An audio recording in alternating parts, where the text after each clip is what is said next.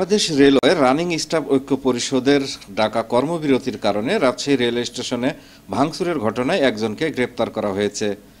Rajshahi metropolitan পুলিশের cyber crime ইউনিটের তথ্যের ভিত্তিতে মূল হোতাকে গ্রেপ্তার করে চুয়াডাঙ্গা জেলার সদর থানা পুলিশ। গ্রেপ্তারকৃত আসামি হলেন চুয়াডাঙ্গা জেলার সদর থানার হুসুকপাড়ার মোহাম্মদ আব্দুল কুদ্দুসের ছেলে সুমন আহমেদ। পুলিশ জানায়, গত 28 জানুয়ারি বাংলাদেশ রেলওয়ের রানিং স্টাফ ঐক্য পরিষদের ডাকা কর্মবিরতির কারণে সারা দেশের মতো রাজশাহী রেলওয়ে স্টেশনেও ট্রেন চলাচল বন্ধ ছিল।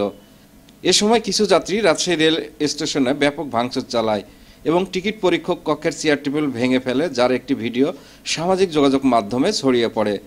এর ফলে সাধারণ জনগণের মধ্যে ভীতি এবং দেশের সার্বিক আইন শৃঙ্খলা পরিস্থিতির অবনতির আশঙ্কা দেখা দেয়। এ ঘটনায় রাজশাহী রেলওয়ে থানায় একটি মামলা রুজু করা হয়। পরবর্তীতে রাজশাহী মেট্রোপলিটন পুলিশের সাইবার ক্রাইম ইউনিট সামাজিক যোগাযোগ মাধ্যমে ছড়িয়ে পড়া ভিডিওগুলো পর্যালোচনা করে ঘটনার মূল হোতা সুমনকে শনাক্ত করে।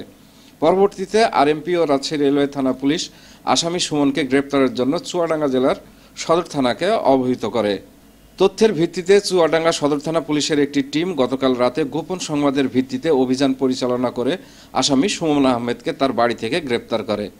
পরে তাকে রাজশাহী রেলওয়ে থানা পুলিশের কাছে হস্তান্তর করে। সেলিম উদ্দিন, ডেস্ক রিপোর্ট, নবরূপ টিভি।